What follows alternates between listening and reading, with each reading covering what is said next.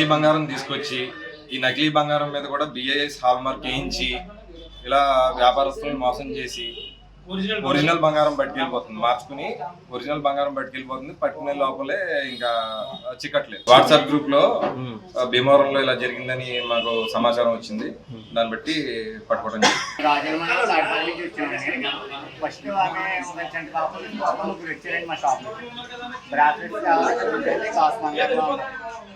Item చూపించామండి.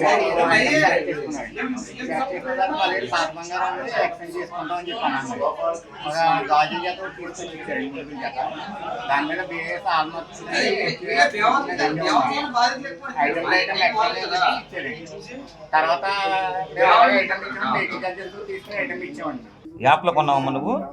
ఎంత నువ్వు original ఎంత అన్ని ఒకే టైప్ ఆఫ్ ఆర్నమెంట్ ఎందుకు కొనాల్సి వచ్చిందమ్మా నువ్వు? ఇప్పుడు ఇవన్నీ కూడా వీళ్ళు మోసం చేసినంత కూడా ఒకే టైప్ ఆర్నమెంట్ అంటున్నారు కదా, ఒకే టైప్ ఆర్నమెంట్ ఎందుకు కొనాల్సి వచ్చింది నువ్వు? అవునమ్మా, ఇప్పుడు వేరే టైప్ ఆర్నమెంట్ తీసుకుంటే డిఫరెంట్గా ఉండేది కదా. ఇప్పుడు ఒకటే టైప్ ఆర్నమెంట్ నువ్వు ఎందుకు కొన్నావు?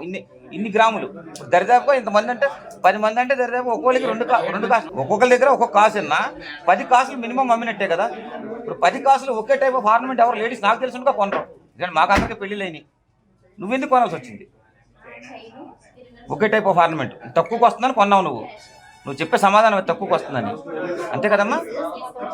ఏమ్మా అదే తల్లి, నువ్వు తప్పు చేసావని మేము అంటలేదమ్మా. ఒకే టైప్ ఆఫ్ ఆర్నమెంట్ ఎందుకు కొనాల్సి వచ్చింది?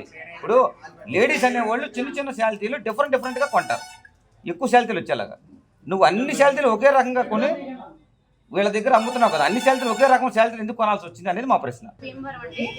భీమవరం ఈ మేడం గారు ఉన్నారు కదా, స్క్రీన్లో కనిపిస్తున్నారు. ఆ మేడం గారు 5:30 ఆ టైంకి వచ్చి బ్యాంగిల్స్ మార్చారు అనమాట.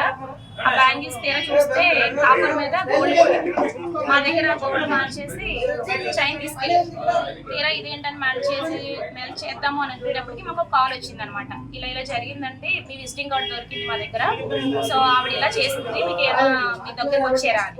సరే వెంటనే అని చెప్పి మేము ఇలా వచ్చి చూసేసరికి మేడం గారు మాకు దర్శనం ఇచ్చారనమాట. ఆవిడ ఏమని చెప్తుందంటే స్టోరీస్, మాది ఆడపడుచు గారు అమ్మాయి పెట్టిందంటే ఆ అమ్మాయికి పెట్టాలి, మేము 13 సంవత్సరాల క్రితం పాప పుట్టింది, తనకు పెడదాం అనుకుంటున్నాము, చైన్ ఇవ్వండి అని చెప్పి తీసుకుని pure 22 carrot with hall mark తో నేను ఇచ్చాను. బ్యాంగిల్స్ కూడా నేను చెక్ చేసుకున్నానండి, హాల్ మార్క్ అని. హాల్ మార్క్ ఉంది